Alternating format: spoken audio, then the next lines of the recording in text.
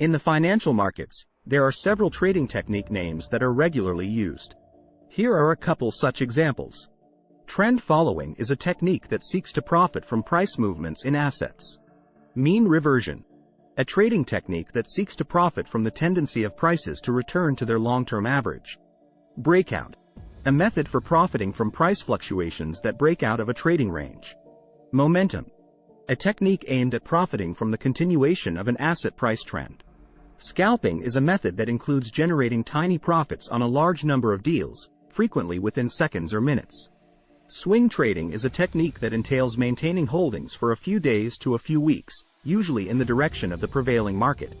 Position trading is a long-term trading technique that involves maintaining positions for weeks, months, or even years. Arbitrage, a technique in which the same asset is bought and sold in separate marketplaces in order to profit from price disparities. Volatility trading is a method for profiting from variations in market volatility. High-frequency trading is a trading approach that uses computers to execute deals at rapid rates, frequently in microseconds.